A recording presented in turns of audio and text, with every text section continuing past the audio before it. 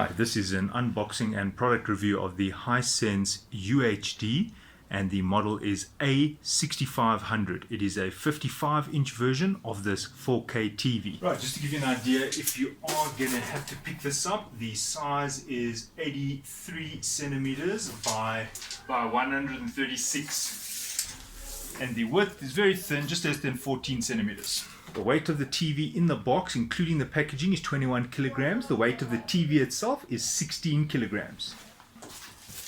Right, in the box, you're going to get the feet.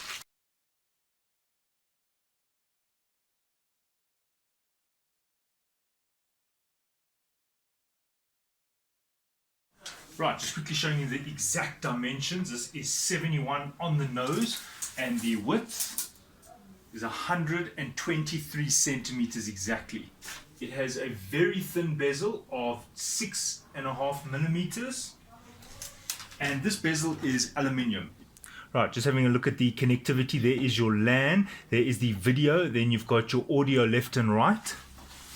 Right, you have two USB ports. This happens to be a regular USB. It also does have a 0.5 amp charging capacity. If you want to charge something, there's USB 1, and that is following the USB 2 standard. There is another USB. This is USB port 2, which is actually a USB 3 port standard. You have your antenna connections over here, and then your HDMI 1, 2, and 3. And something you'll be aware of is the HDMI 3. It's actually got this specification on the side there. It says 4K at 30 Hz, whereas HDMI 2 is 4K at 60 Hz, and HDMI 1 4K at 60 Hz. So that means you, for the best performance, you want it on HDMI 1 or 2. If you have it on number 2, it has the ARC feature, while HDMI 3 has the CEC feature. It has two RF tuners inside the unit.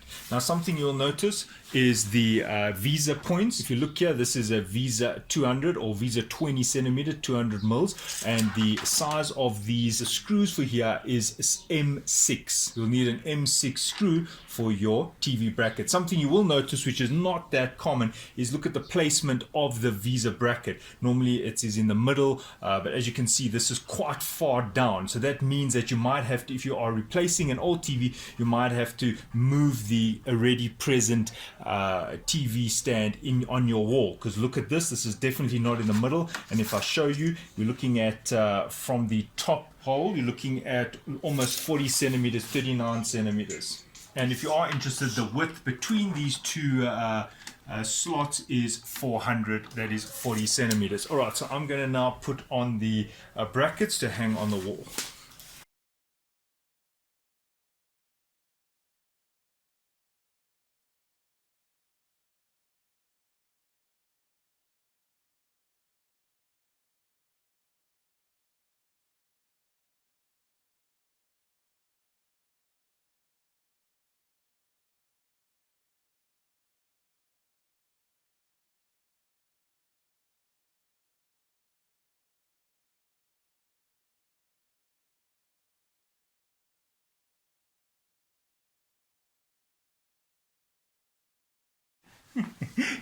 Okay, in the box you'll get your two stands, very premium, this aluminium finish. I don't think this is aluminium though, this is probably just a coating. Then it's got plastic at the bottom, but there are the rubber feet, and then obviously your user manual and remote. In your little package here, there's your user manual, several pages. As you can see, there are different languages, so you're in your warranty, your quick setup guide also in several languages, and your Hisense TV warranty. And what I really like about this brand is that, so you get 3 years and an additional 4th year if you register on their website. If you are going to do the 4th year, make sure you take the serial number now, because when you register, they want their serial number, and it's a bit of a mission to go back and get the serial number, which probably sits at the back of the TV, and you have to take it off the wall. Right, these are the screws for the feet. These are the feet, 2 screws each. If you are going to be installing the feet, there are the screw holes. Basically, it slots at the base of the TV. Put that in and screw and screw. The power cable, which happens to be a 2-pin power cable, and then your remote. Right, just having a look at this remote. There's your power button, your input. These are your various modes: sport, P mode, S mode. So you can set up different profiles. There's the sleep button, channel numbers. All right, so just having a look through here, your shortcut buttons, Netflix, YouTube, media, if you have USB connected to the TV, and it does come with batteries. What I really like about this remote is it is premium. I don't get the feel that this is cheap plastic. These button presses feel very distinct. It doesn't feel like this is one of these cheapy remotes. This feels like a high quality remote. I'm very impressed with this remote. You can even hear the little clicks. Batteries in the back there, 2 AAA batteries which do come in the package. Right, so the remote is now connected, and you can see that it's got a little status LED there. And if you're wondering how thick this will be to, against your wall, it's 7 centimeters. This is wider because we've used a bracket which stands off the wall a bit, but basically the TV is 7 centimeters. So the closest you're going to get it on the wall, you'll always have at least a 7 centimeter gap plus your bracket. So you could probably get this at about 8.5 centimeters from the wall. Right, so once you've plugged everything in, you're just going to select your language, your location, maybe your time zone. So in this case, it's already set up. So I just say yes, yes. Next menu, it wants you to agree to the terms and conditions. Yes, so I just accept all. Now it's looking for the network. Now there isn't a Ethernet cable plugged in, but there is a Wi-Fi available. So I'll just connect to the Wi-Fi.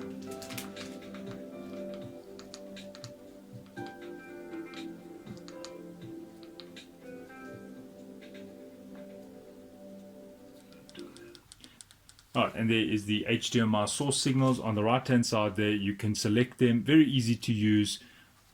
So I'm just going to put it onto HDMI 1 at the moment.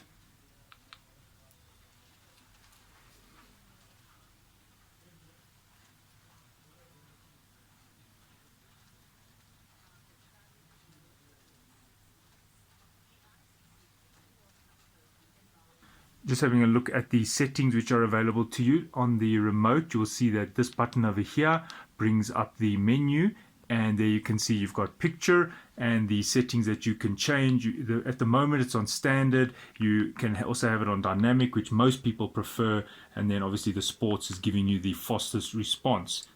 You can also do the picture mode settings. You can change the backlight, the brightness, contrast, color saturation, sharpness, game mode.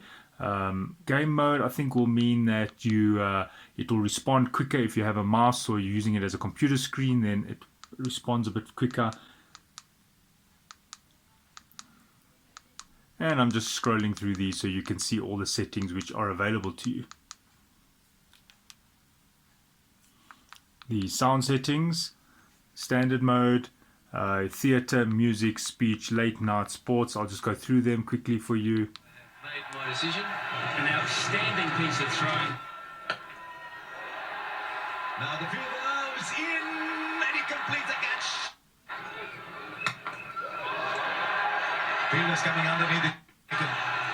Another wicket goes down. John head out to try and defend. 239. Oh yes, that is the start we're looking for. It is the big fish as well.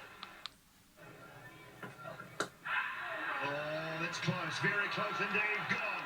Yeah, looked good. Then your network settings, you can adjust your, you can test your network, you can get your network information, which I'm not going to do now. You can do your wake on LAN, which means that when there's a packet sent to it, the TV will wake up. And then the TV can also be set to have a timer, time that it goes on, time that it goes off. Very useful if you're using it in terms of a security system. If it's for cameras, you can set a PIN. There's some parental controls. All right, so there is the HDMI and CEC functions if you want to control other devices through your remote via the HDMI cable. And then there's some advanced settings over there.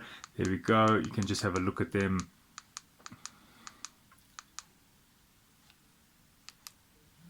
Alright, so overall this is a very good TV for this price point. It is hard to fault this TV.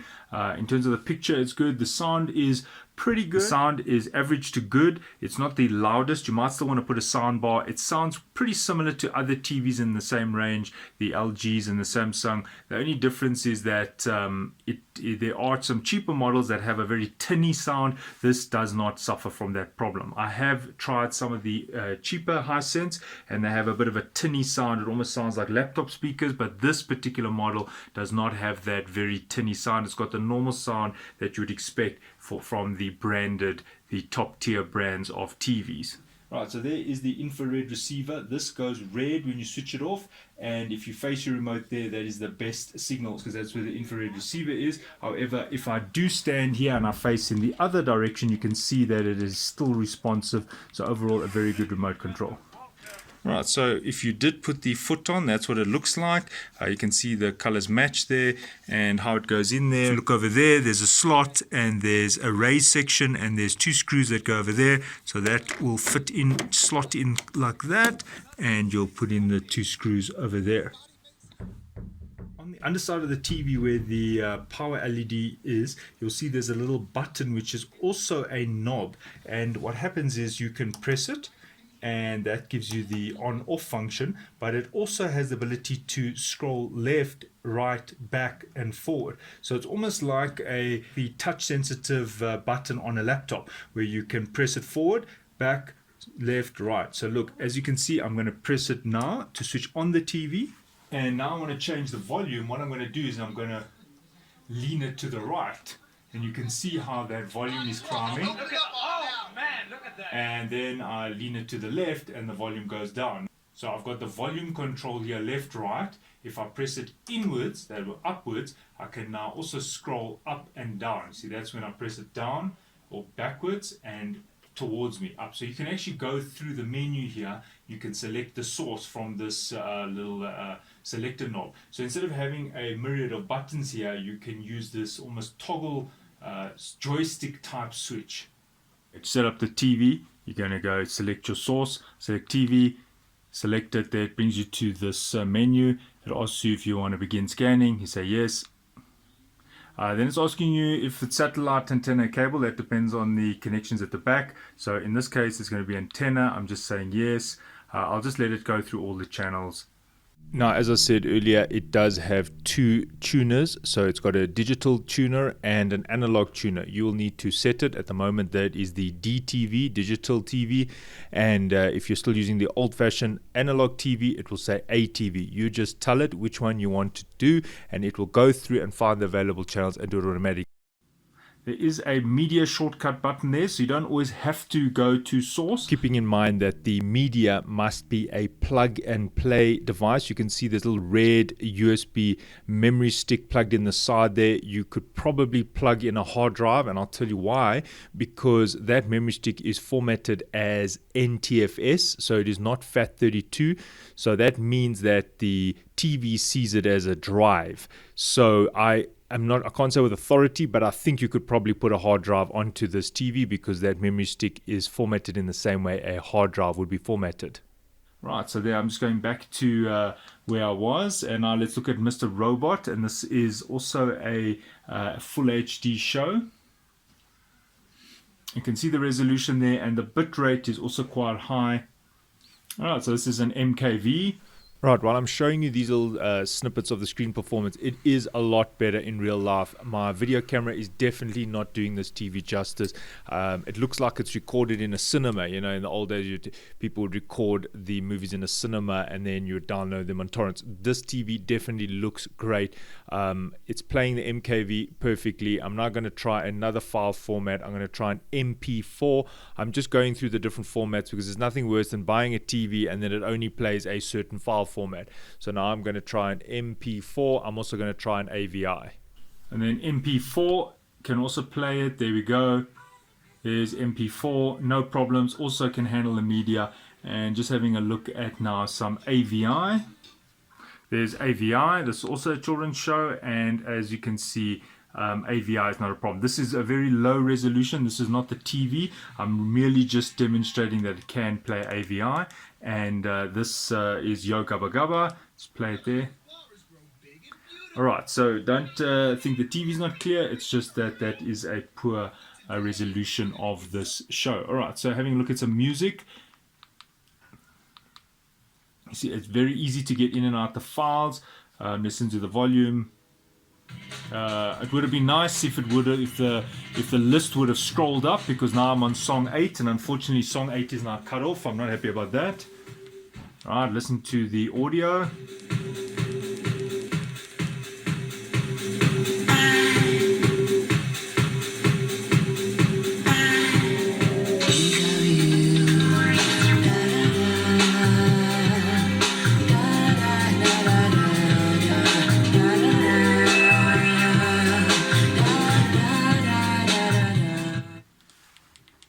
Alright, so you can play your music. That is MP3. And let's just see if we can play a WAV file. There's a WAV file. And it's playing the WAV file. There we go. Alright, so you can play your MP3 and WAV files. I'm not going to test FLAC.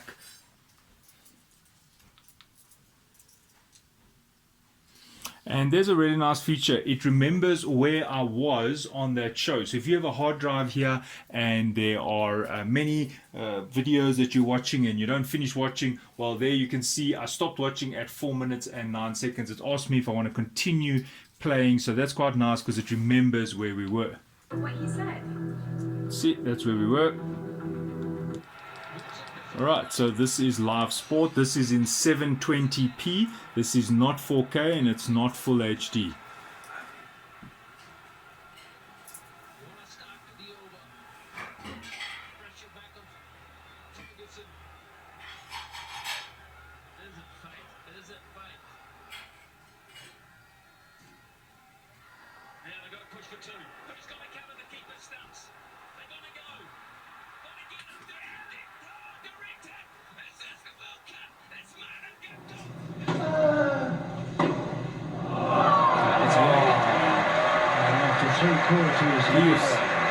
This semi-final, it was a tie-break between the side, set. 16 all. First set, time. Right, just having a look at the sport. There is very little motion blur. I can't fault the TV. The TV performance is good. Once again, as I say, it's really the camera that is not showing the beauty of this TV, even though this is a 4K camera recording at 60 Hertz. Right, using the shortcut key, I just pressed YouTube. So it should take me to YouTube directly. There we go. It's asking me for a sign in. I'm not going to sign in right now. And I'm going to test some 4K video content. Alright, so using the remote, you can use the keypad there.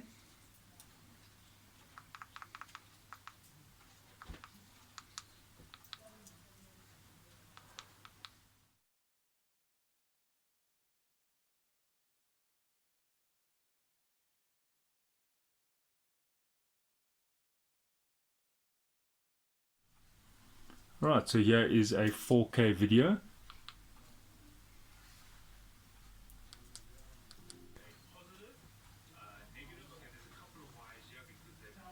Okay, more. Right, so it's 4K.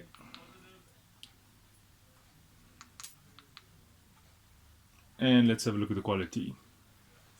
Okay, so you can see there's the 4K content. You're seeing these digital lines, these noise lines coming up. That is not how it is in real life. That's just because I'm recording it via camera. But what I can report is that the picture is very clear.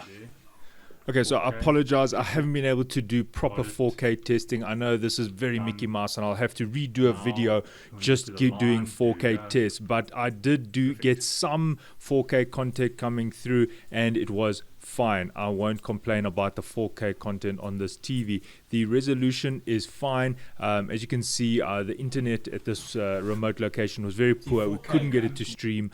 So what I did do is I managed to take a photo of the resolution so you can at least see it, and even if I zoom into it, can't complain about that. So I will say that the 4K resolution is good.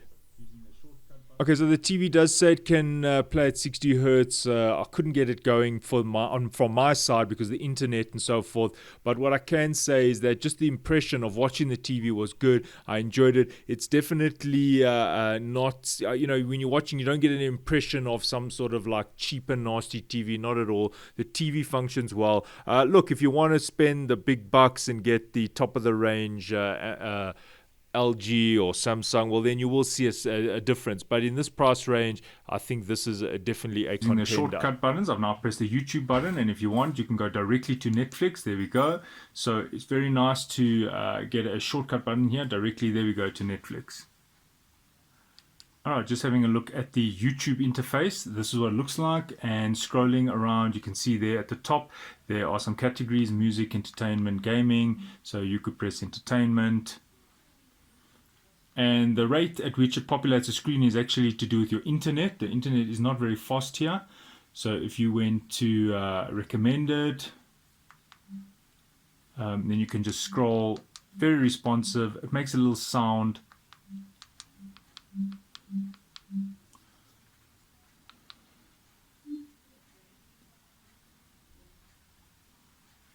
Oh, mntwana, kusemhlabeni apha. It's gone. Down there. Williamson, and he'll pick up 4 as well. Chihal with the misfield.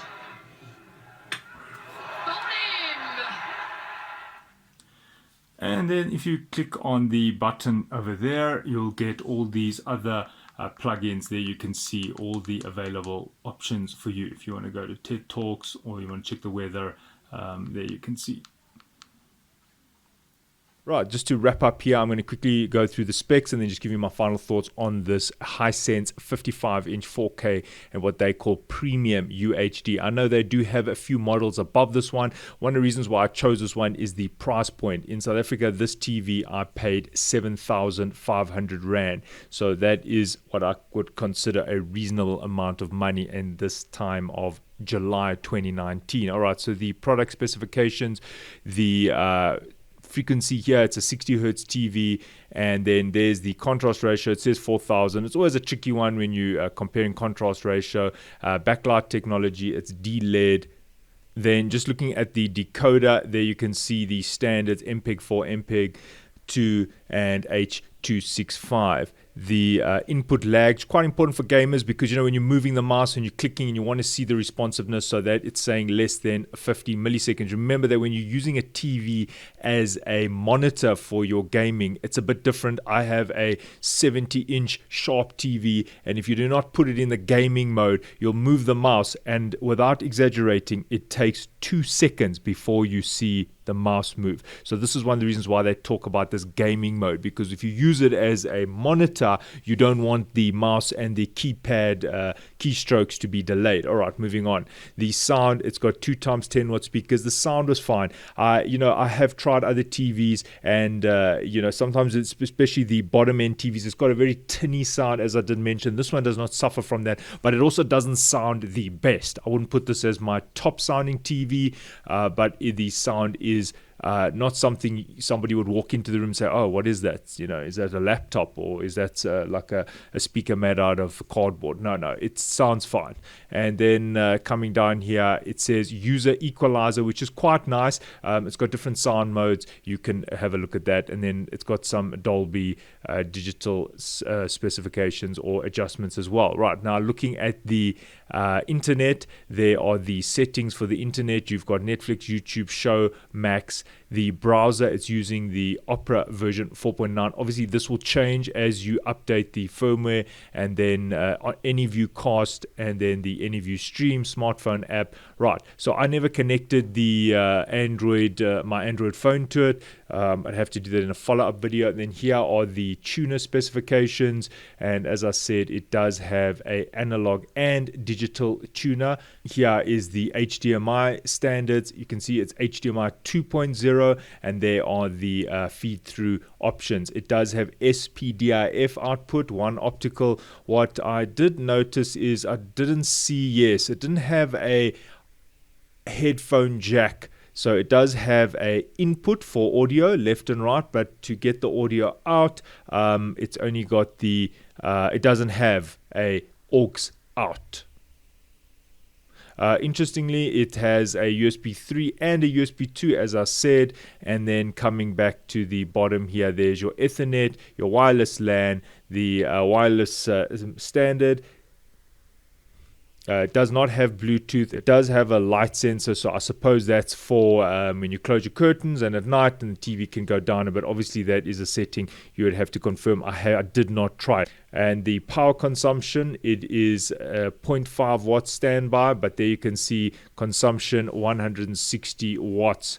And then the weight, which I did cover already, of 15.5 kilograms, whereas if you have the stands on, it's 16 kilograms. So a fairly light TV. Just remember that the Visa bracket is a bit offset, so you must measure well, otherwise your TV will stand quite high on the wall because the Visa offset is quite low.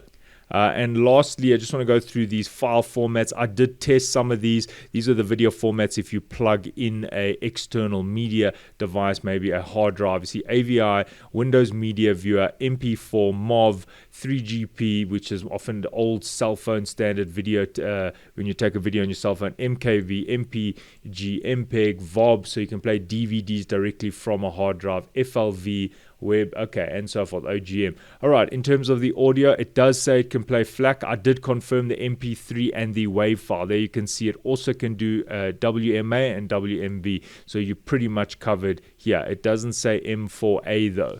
Anyway, and then the pictures, if you are going to use slideshows, these are the most common formats. So overall, the specs on this TV are fine. I would recommend this TV at this price point. I find the TV is pretty high quality. The aluminium bezel is solid. The TV, when we lifted it up and put it on the wall, it did not feel wonky. It didn't feel like it had a lot of free play. It felt like it was well constructed. I have bought other Hisense, and there are differences in the ranges, and sometimes I've actually feel like I want to criticize Hisense for the specifications. I bought an entry-level Hisense, and the manual said it could do all these smart functions, and then when I switched on the TV, it couldn't. So a little bit of a pet peeve. Just be careful with the Hisense with the manual. Make sure that you get the correct model, because there are model differences, and sometimes one model will come with the same user manual, and you'll find that that particular model won't be able to play MKV, for example, but it will play AVI. And I've had that exact problem on the entry level ones, where it said on the website it could play MKV and it didn't. All right, so that was some time ago. Maybe they've attended to that problem. This brings you to the end of the video. I really apologize that I wasn't able to give you the full 4K rendering. Just remember that when you record a TV via a camera, there is some noise that is brought in. The impression of the video on the screen was good. I would not say this is some sort of budget TV. The TV performs well. Thanks for watching. Cheers.